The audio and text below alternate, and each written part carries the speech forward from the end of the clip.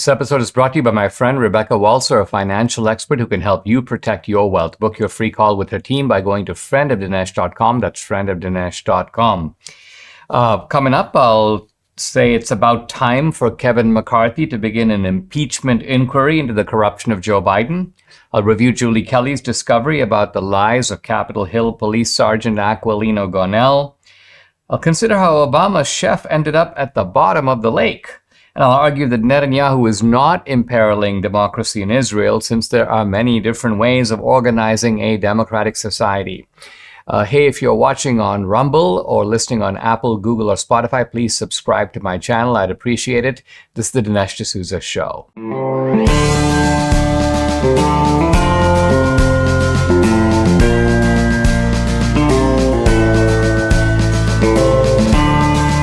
America needs this voice. The times are crazy. In a time of confusion, division, and lies, we need a brave voice of reason, understanding, and truth. This is the Dinesh D'Souza Podcast. Impeachment may finally be coming our way, and it is about time. We're not really there yet, but we are getting there. So House Speaker Kevin McCarthy was on Hannity a day or so ago, and he said that he expects the investigations into the Biden family corruption to rise to the level of an impeachment inquiry. Now, he didn't say he's beginning an impeachment inquiry. He said that he expects that that's where it will go. And McCarthy was pretty eloquent on Hannity. When Biden was running for office, he told the public he had never talked about business. He said his family never received $1 from China, which we prove is not true. And then McCarthy goes on to refer to the IRS whistleblowers, to the House GOP investigations, and not quoting him, "We've only followed where the information has taken us. This is rising to the level of impeachment inquiry, which provides Congress the strongest power to get the rest of the knowledge and information needed." And then finally, he goes on to say that this president has used something which we have not seen since Richard Nixon, using the weaponization of government to benefit his family and deny Congress the ability to have oversight. Now, subsequently, McCarthy was pressed on this, and he said, "No, I'm not initiating impeachment now, but I was merely describing or maybe forecasting where I see things going." And I want to argue why impeachment is kind of the only way to go at this point. There are a number of reasons. The first is just the accumulation of evidence. Evidence has been accumulating, but notice it's been accumulating from many different quarters. So you've got the IRS whistleblowers over here. You've got the FBI confidential informant over there. You've got the business partners of Hunter Biden, Bob Ulinsky. You've now got Devin Archer testifying, I believe, next Monday before the House. So it's all over the place here, and one of the advantages of an impeachment inquiry is it's like a trial. It consolidates everything into one place. Now, you might say, wait a minute, you got the House already investigating. Why take it to that level? Well, because normally when the House finds evidence of wrongdoing, what does it do? It refers it to the Department of Justice. It refers it to the investigative arms of the FBI. But see, those are compromised. Those are corrupted. You cannot expect Merrick Garland, kind of wingman and henchman for the Biden crime family, to say, okay, I'm going to look into this matter. I mean, he's happy to say that, but he won't do it. And similarly, the FBI is rotted now from the top, and who knows how far down the poll it goes.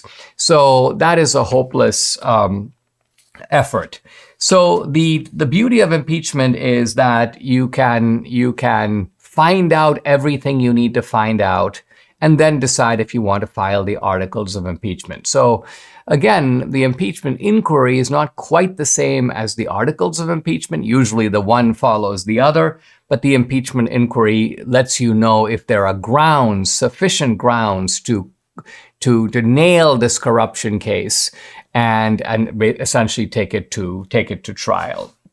Now, the other advantage of an impeachment inquiry is that it allows Biden to defend himself. Because if you look at the commentary, and I sometimes on Twitter and other platforms, I'll kind of meander into the left-wing bubble or the left-wing universe and look to see what they're saying. And they say things that was unproven, it's unsubstantiated. Wait a minute, they haven't really heard from David Weiss, the Delaware prosecutor, or they haven't heard from this guy, Lev Parnas, a former Ukrainian businessman who says that he doesn't see anything here, any corruption of any kind. Well, okay, if all of that is true, this is a wonderful opportunity to now take the kind of the two separate universes, the universe of conservative examination and investigation and bank accounts and shell companies set up by the Bidens, take all of this stuff and match it up against what the Biden people have on their side.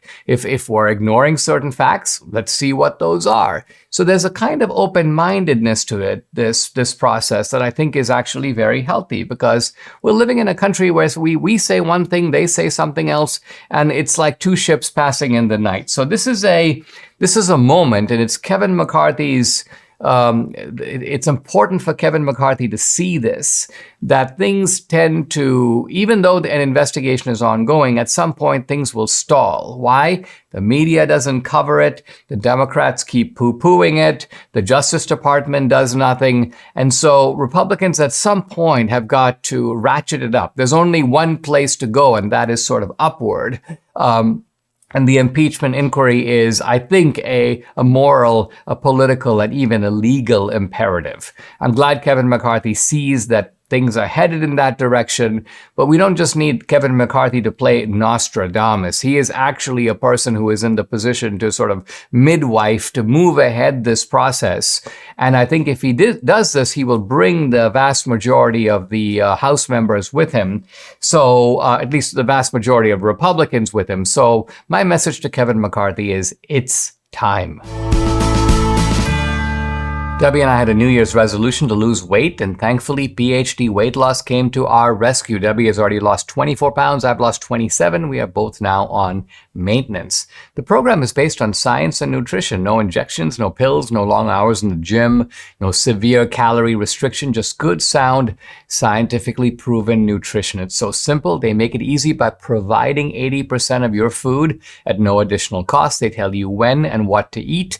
And guess what? You can do this without ever being hungry. The founder, Dr. Ashley Lucas, has her PhD in chronic disease and sports nutrition. She's also a registered dietitian. She helps people lose weight and, most important, maintain that weight loss for life. So if you're ready to take the step of losing weight like Debbie and I have, call PhD Weight Loss and Nutrition. Here's the number, 864-644-1900. You can find them online at myphdweightloss.com. Again, the number to call, 864-644-1900. I want to talk about January 6th and the lies of Officer Aquilino Gonell. Now, do you remember this guy? He testified before the Congress, and he testified before the January 6th committee. He was a very emotional, tearful guy, and he made a whole bunch of very concrete claims. First of all, he said that he had suffered near-death injuries on January 6th. He said he had injuries, blows to his head, his shoulder, his hand. He had foot injuries. These were so egregious that he required both medical leave and surgery, not to mention that he suffered a mental health trauma. And this is not just something that he said to the J6 committee. He also said this in court. He said he was, quote, bleeding from both hands. He had a maimed foot. He was hit on the head. He was sprayed with pepper and bear spray, beaten, punched, pushed, pulled, and assaulted by many other riders as they tried to gain entrance. He also testified that he provided help, assistance to Roseanne Boyland before she died. This is the woman who died in the tunnel. Her body was then dragged out. He said he tried to save her.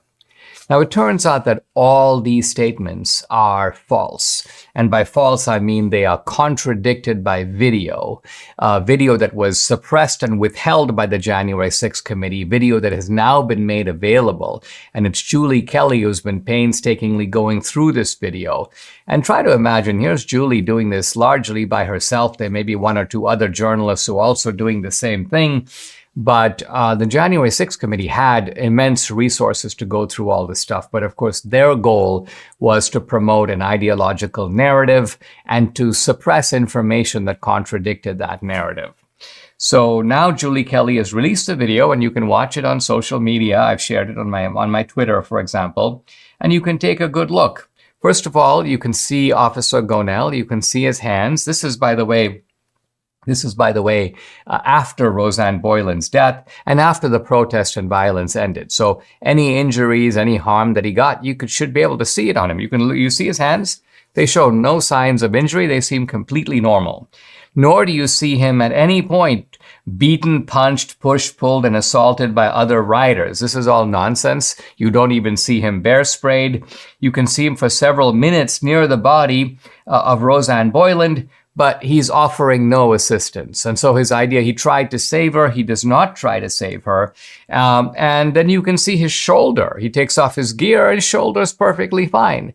So it turns out that this guy is, it seems, at least from the video, a complete fabricator, a makeup artist, not in the sense that he does your makeup, but he makes stuff up. And not only does he make stuff up in his testimony before the January 6th committee, but then he makes stuff up when he goes before the media. The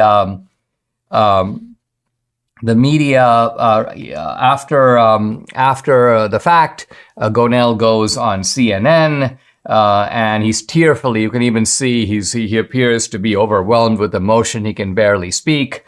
And so you get the idea that this guy is really, well, he's kind of an actor. But he's a very good actor. It's almost as if he's an actor who was drafted for this role. It's hard to believe this guy was even a policeman who maybe took acting lessons on the side. And then once Republicans took over the House, what happened to Officer, well, I guess he's a police sergeant, Gonell? He promptly retires.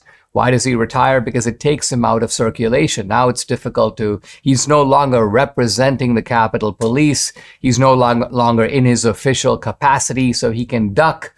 We want you to come talk about this. Well, no, I'm now retired. I really don't want to do that. So he took himself out of the limelight. But that didn't stop him from going on Jake Tapper. And he repeats the same old story. Number one, I was beaten. I suffered all these injuries. I needed medical leave. I needed medical attention. I needed surgery. And then also I tried really hard to save Rosanne Boyland. And Julie Kelly points out, this is her tweet. Here's Gonell, who appears to have suffered no physical injuries, tearfully telling CNN. And then she also points out that here he is for several minutes near the body of Rosanne Boyland after the protest and violence ended, no signs of injury.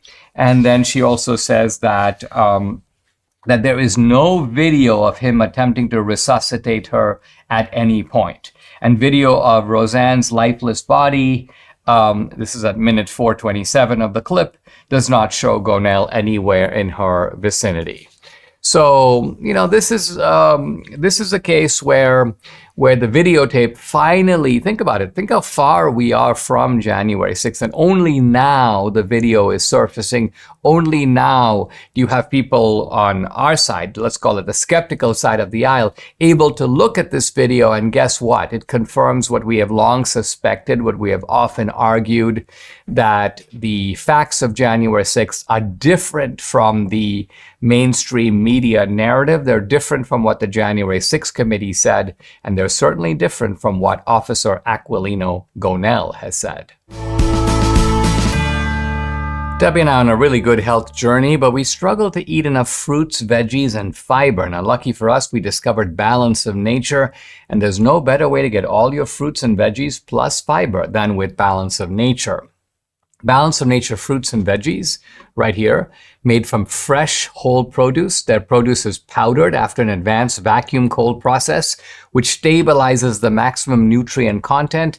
And their Balance of Nature fiber and spice right here, a proprietary blend of fiber and 12 spices for overall and digestive health. Start your journey to better health right now. For a limited time this summer, get a free fruits and veggies travel set plus $25 off your first order as a preferred customer when you use promo code AMERICA. Call 800-246-8751. That's 800-246-8751, or go to balanceofnature.com. Use discount code AMERICA.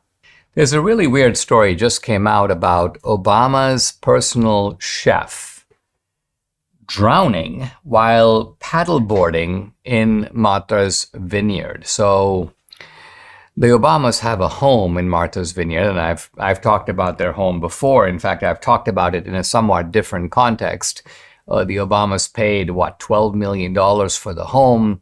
And at the same time, Obama's warning that the sea coasts are rising all over the world and that the oceans are going to overwhelm the land. And I'm thinking, well, if all that is the case, why would you buy a seafront property on Martha's Vineyard? So to me, it tells you that Obama is says these things that even he doesn't believe. In fact, no one believes.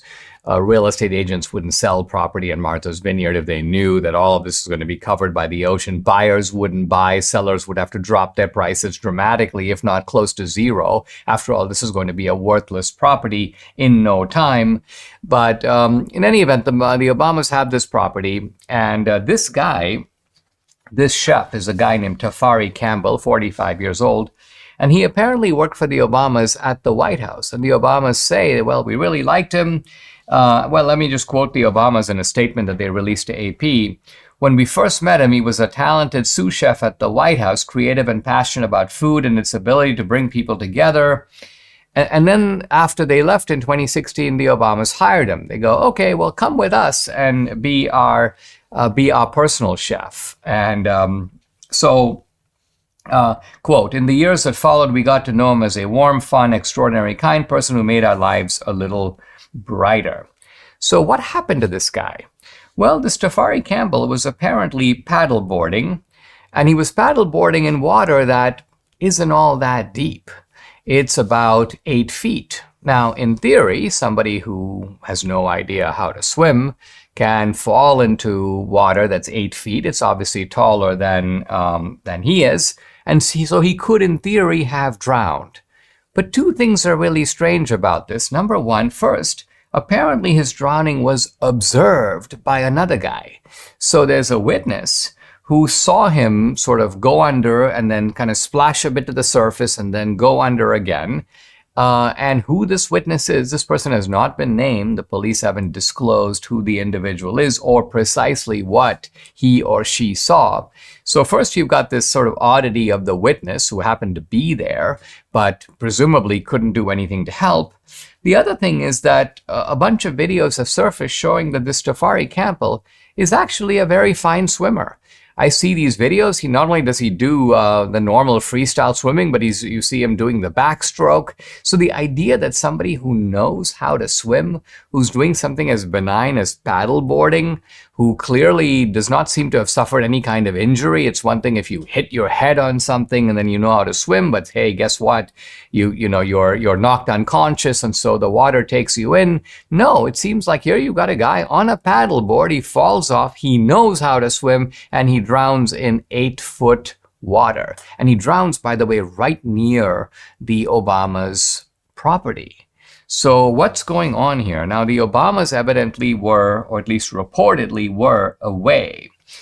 Continuing their statement, they say, our hearts are broken that he is gone. And news reports, I've seen some news reports claiming that this guy doesn't know or didn't know how to swim. As I say, those are contradicted by videos that are now in social media showing that he absolutely does know how to swim. Now, there are people, and this is to be expected, pointing out that Hillary Clinton's chef also met a kind of unexpected and untimely death. So the sarcastic comments on social media to the effect of, what are the odds? You have Hillary Clinton's chef who dies, and you have Obama's chef who also dies under circumstances that kind of make no sense. And of course, there are a lot of people around Clinton who have died, and their deaths make no sense. And I've seen some speculation, and I've got to say it's mere speculation at this point, that this guy was apparently thinking about writing or doing some kind of memoir or giving interviews in which he talked about his time with the Obamas, both at the White House and after the White House. Now, I do not know if any of this is true. And so while people say, and sometimes this is one of the limitations of social media, I mean, we're in a bad situation. We can't trust the mainstream media. They report stuff, but it's false, and they don't report stuff that's true. And then in social media, you see things that are, well, I'll call them suspect. You'll see someone go, breaking. Obama chef scheduled or was reportedly getting ready to testify, but how do we know this? How do you know he was getting ready to testify? Who was he getting ready to talk to? Is it the case that he had somehow had a falling out with the Obamas? Is it the case that he was going to say something incriminating? We don't know any of this. So it may well be that this is just, one of those freak accidents that sometimes happens and can be left at that. But since it involves Obama, and Obama is about as duplicitous a character as you're going to find this side of the Nile.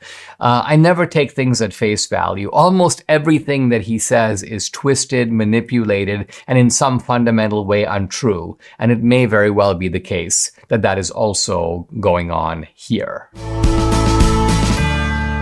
If aches and pains are your problem, Relief Factor is your solution. Debbie and I started taking Relief Factor a couple of years ago, and what a difference we've seen in our joints. Nothing short of amazing. Aches and pains are totally gone thanks to this 100% drug-free solution called Relief Factor. Now, how does it work?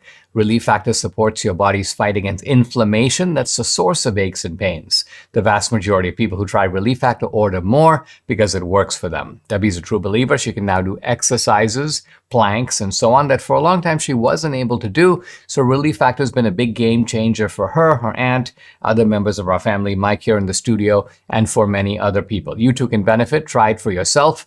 Order the 3-week quick start for the discounted price of just $19.95. Go to relieffactor.com or call 800-4-RELIEF to find out more about this offer. The number again to call, 800-4-RELIEF, or go to relieffactor.com. Feel the difference. The Biden administration is very unhappy with Israel for a bunch of reasons, but most recently over something that is happening inside of Israel's domestic politics. And this is very interesting that you have the U.S. government trying to pressure Israel, in this case, not to do something that it wants to do.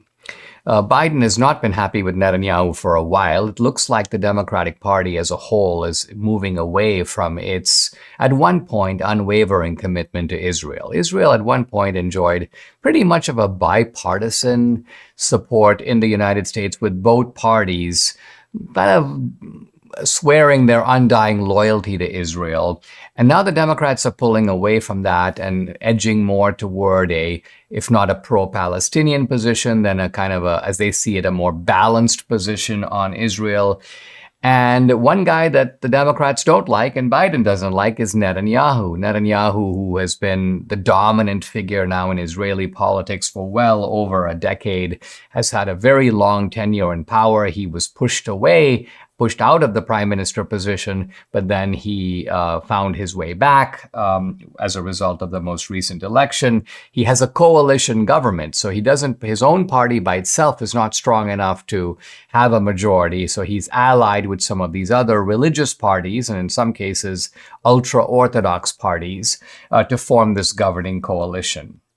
Now, Biden decided not to invite Netanyahu to come visit the White House since his re-election last year.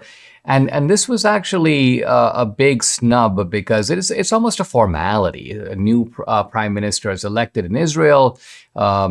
In this case, of course, the prime minister who was there before, but nevertheless newly elected. It's customary for that guy to be invited and usually given a big fanfare in the United States.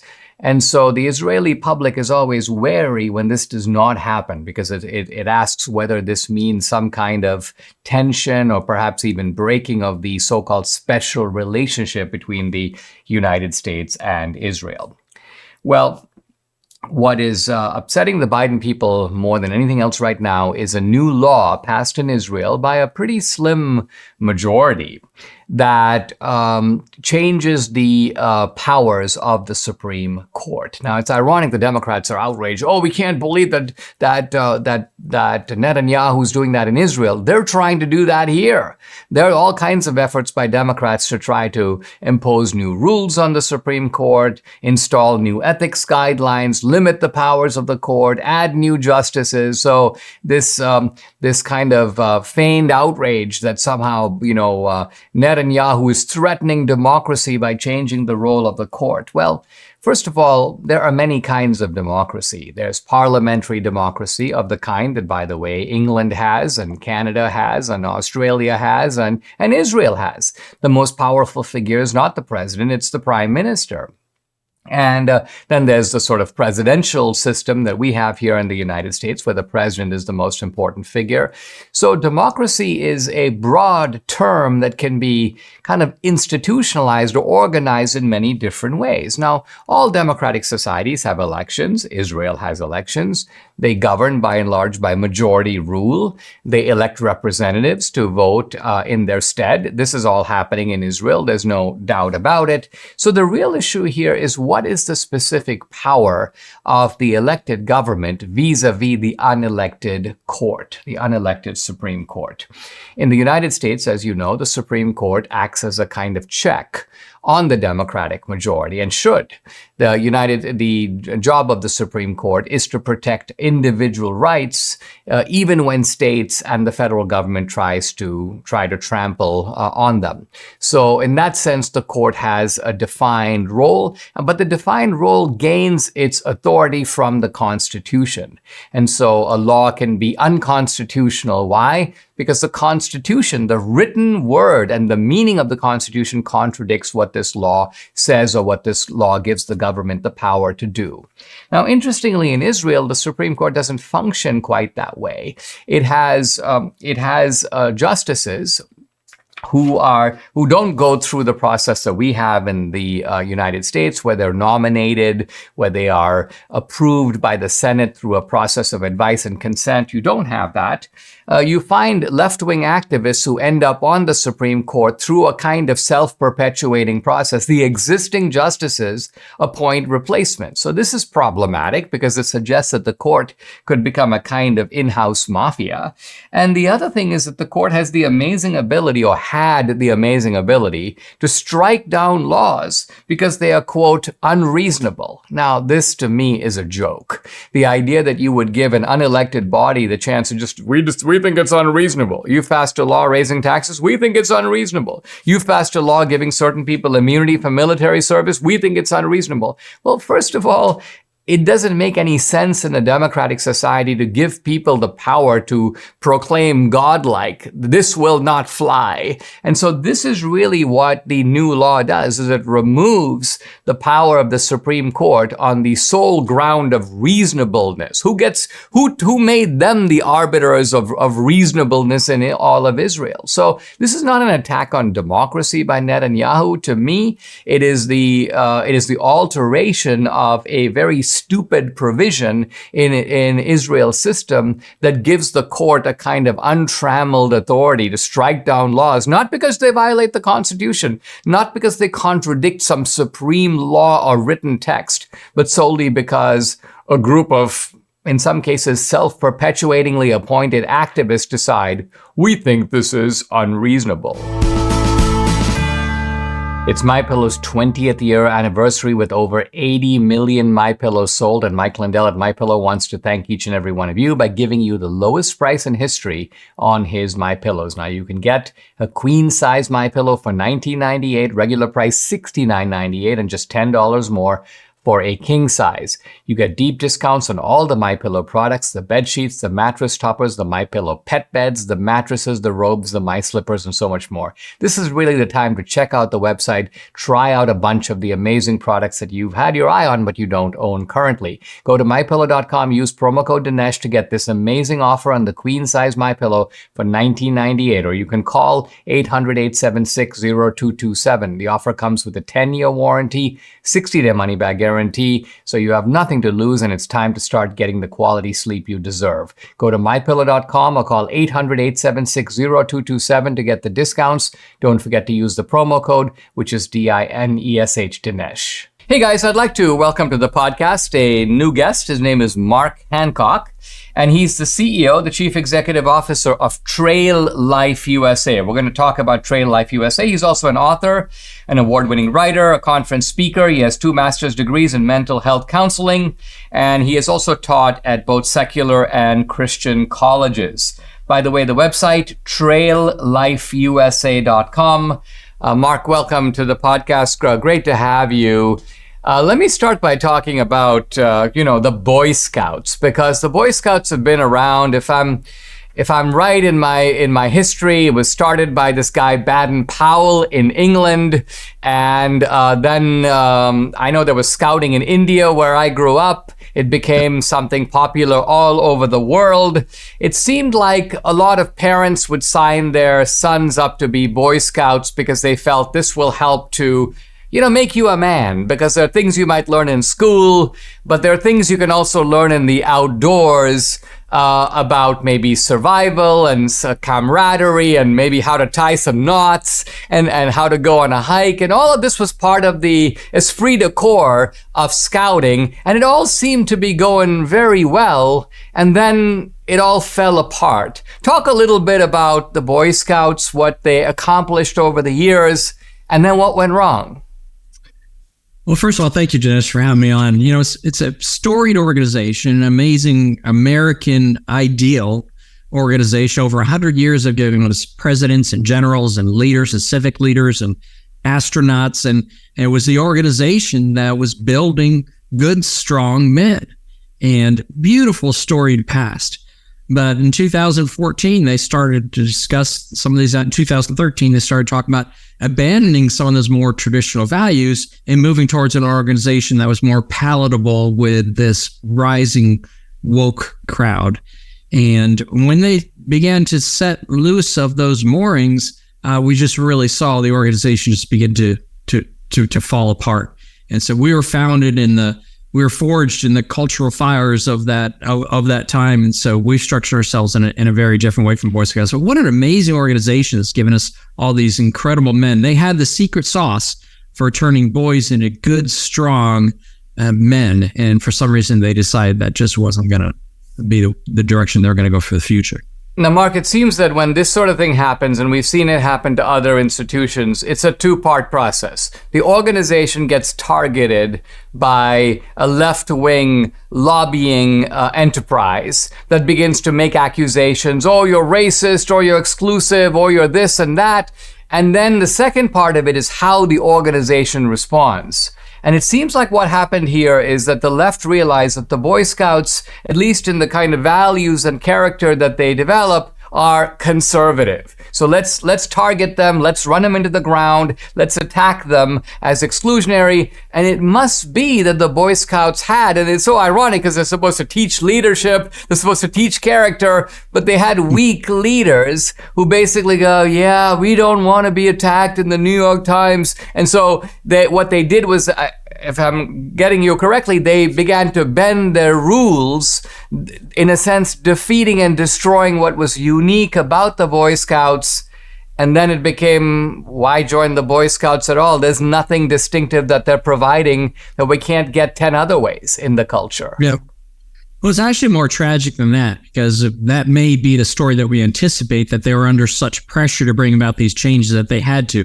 That wasn't the case. They had Supreme Court decisions in their favor. This was an inside job. This was a desire on their part to be part of this movement, or to sit at the table with the people that they wanted to sit at the table with. So even against the wishes of their members who voted overwhelmingly against making the types of changes they began to make, they made these changes, telling the troops, this is the best for you and this is the best for us going forward. So it was voluntary. And that's the tragic part of it, is that they abandoned the boys who had this wonderful storied organization that was standing up for them and represented them, and they left them without that voice, without that organization, without that opportunity to really grow in those things. So that's a tragic piece. Certainly they had pressures, but listen, we all have pressures, and you're right. They're an organization of courage, of raising men, strong men, traditional men who would charge the beaches of Normandy and free the world of tyranny and sit on top of a rocket and go to the moon, or cross an ocean uncharged. This was the type of man that they're building, and yet at the top they folded on this very simple challenge to be brave. And when they abandoned that sort of stance, that was the beginning of the unraveling of the organization. Let's take a pause. When we come back, more with Mark Hancock, who has an organization that may be doing what the Boy Scouts were once set up to do, but are doing no longer. It's called Trail Life USA, the website traillifeusa.com. We'll be right back. When the government used emergency edicts during COVID to restrict the gathering and worship of churches, 3 pastors faced the risk of imprisonment, unlimited fines, and their own churches being ripped apart. They took a courageous stand. They reopened their doors in the face of a world that has chosen to go along and comply. The Essential Church is a feature-length documentary that explores the struggle between the church and government throughout history. The story uncovers those who have sacrificed their lives throughout history for what they believe in. Rediscover why the church is essential and how we prove that this stand remains true from a scientific, legal, and most importantly, biblical perspective. This is not your typical movie. It will change your life. You need to take your friends and family and go see this film. It comes out in theaters this Friday, July 28th. Get your tickets now. Go to essentialchurchmovie.com. That's essentialchurchmovie.com to get your tickets today. essentialchurchmovie.com. I'm back with Mark Hancock. He's the CEO of Trail Life USA. By the way, you can follow him on Twitter at Trail Life USA, the website traillifeusa.com. Mark, as we do a sort of post-mortem, if you will, on the Boy Scouts, was it really the gay issue of the gay scout leaders, or was it rather the Boy Scouts can't be a male-only organization, they have to admit women? Which was sort of the straw that broke the camel's back, or was it just kind of one thing on top of another, and ultimately the whole underlying rationale became dissolved? Yeah, they had a 6 or 7 year period where they were taking these steps sequentially. And it was predicted. One of our first employees was the former general counsel for the Boy Scouts of America. He wrote their new policy under duress and then was fired.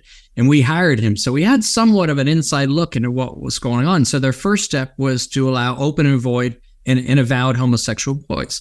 Now, of course, there's homosexual boys in every organization. We'd likely have them in Trail Life. But the challenging piece was, what are our churches and what are our troops going to do with an open and avowed homosexual boy? Where do you tent him? How do you deal with him? How do you manage this new thing in the organization? So that was their first step, and we knew it was going to be difficult for. Of course, we're a Christian organization. I mean, it would be difficult for our churches to continue to charter a Boy Scout troop under this requirement that you acknowledge that boy's sexuality.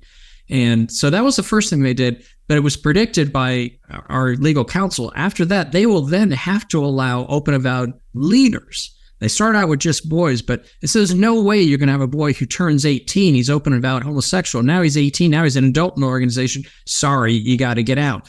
No, they knew that they would have to go the next step. So about a year and a half, 2 years later, then went the next step to open avowed leaders.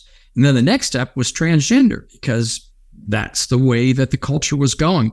And then finally, and honestly, this is the decision that they made that brought the most impact to Trail Life USA, as if that wasn't enough, this decision to allow girls into the program. So you had adults and families and parents who, they may have been able to tolerate these other sort of woke changes, but it just did not make sense to them that you're putting girls in a boys' organization.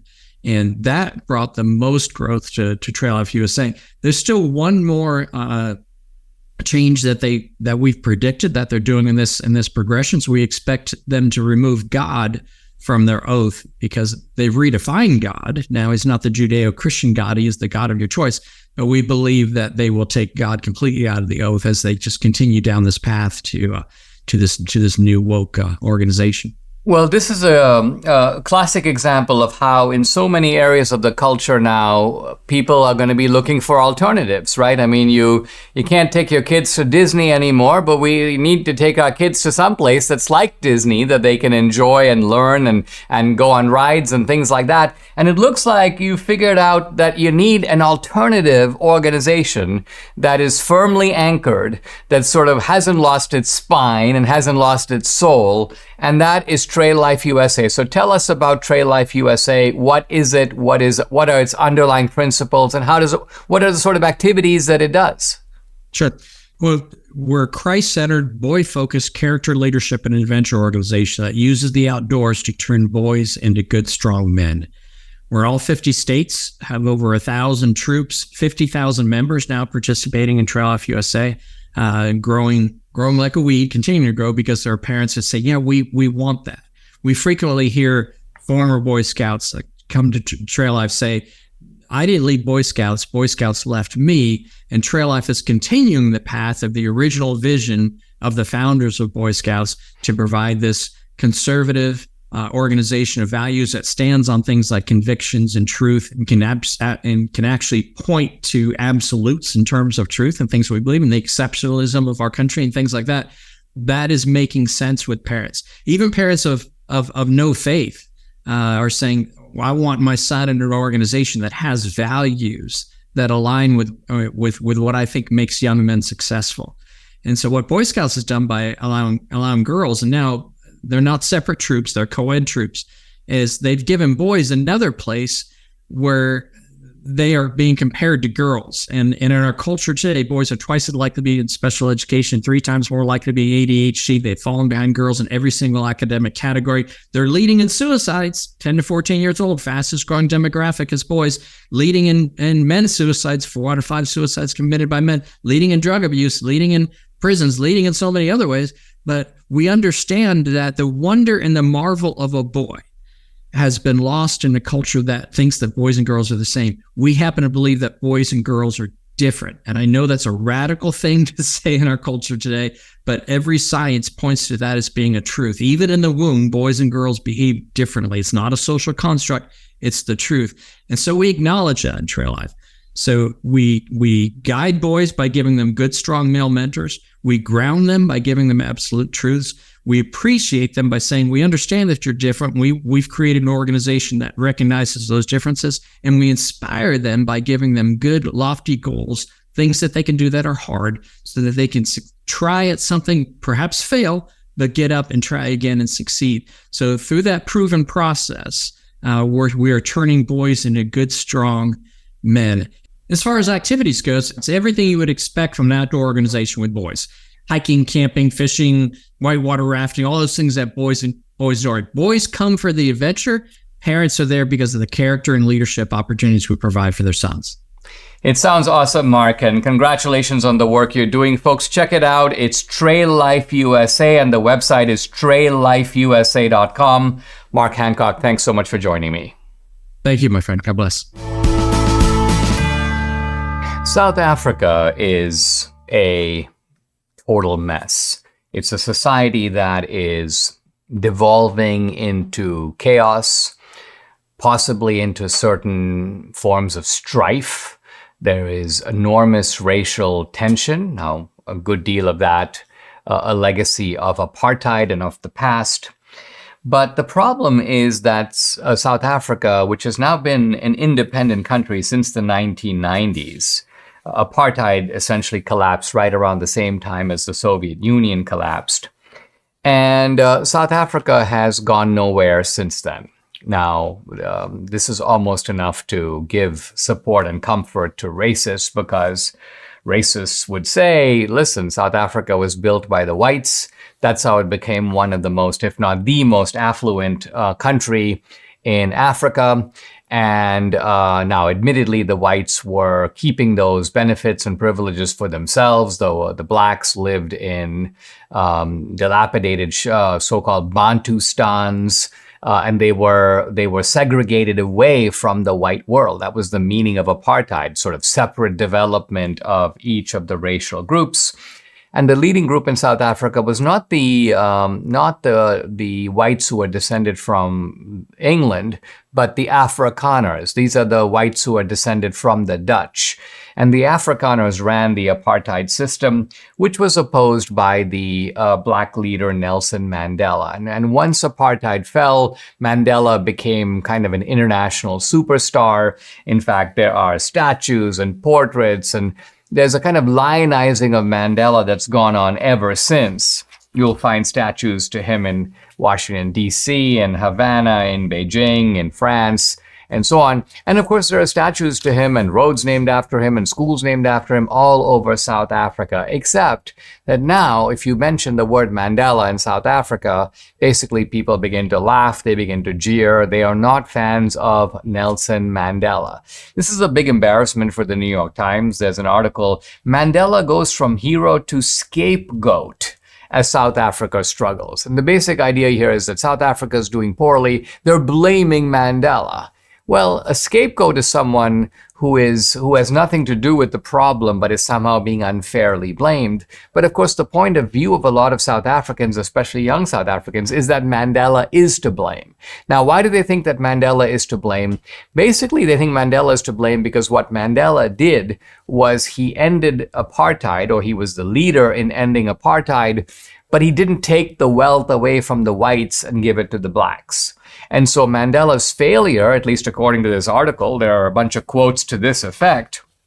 In fact, at one point, you have a young activist saying, quote, about Mandela, he didn't revolt against white people, I would have taken revenge. And so I think, oddly enough, that this is the mentality that is sinking South Africa. And what I mean by that is that for any society, the way to success is to figure out wealth creation. Wealth creation is the great challenge of any society. And let's remember that it's not an easy challenge. Why? Because for many, many centuries, most societies did not create wealth. If you look, for example, let's just take Western civilization, and you look at the West in, say, the 4th century AD, and then you return in the 7th century AD, you have some minor improvements in agricultural techniques and so on, but by and large, the level of wealth, the level of poverty is exactly the same. Why? Because the West had not figured out how to make wealth grow. China, if you look at China, for example, in 1850, 1910, 1940, you're looking at the same society, very little change, and certainly very little growth. Why? Because China hadn't figured out how to do wealth creation. Now, interestingly, in South Africa, there was wealth creation, but there was wealth creation that was limited to the whites. And I think Mandela's failure is one very different from what these activists in South Africa say. It's not that Mandela didn't have revenge, because the problem with the African National Congress, which is the leading group in South Africa since Mandela, he was a member of the African and ultimately the leader of the African National Congress, their only policy is, let's go find other guys who have wealth and steal it from them. Let's go to white farmers and grab their farms. Let's go beat people up and take their stuff. So kind of organized robbery is the only way that South Africa is operating. And now you have blackouts. Now you have farms that are not producing anything. Now you have people who get murdered in their beds in the middle of the night. So it's a total mess. Mandela's failure, in my opinion, was different. The focus in South Africa should have been to take the wealth creation techniques that had worked for the whites and extend them to the blacks, so that ultimately you get a prosperous society, a bigger pie, more to go around, and then you don't have to go chase down some old farmer and then murder his wife and daughter and try to take his farm, because you have your own farm. You know, you have modern agricultural techniques. You know how to build skyscrapers. You know how to introduce technology on a wide scale. scale. So South Africa's failure, really, to me, is the failure of a society that was moderately advanced in a kind of narrow sector. Only the whites were the beneficiary of that advance, now regressing into a certain kind of primitive barbarism. And of course, the old barbaric way of tribes is to raid another tribe, steal their cattle, steal their stuff, kill the people over there so you can take their land.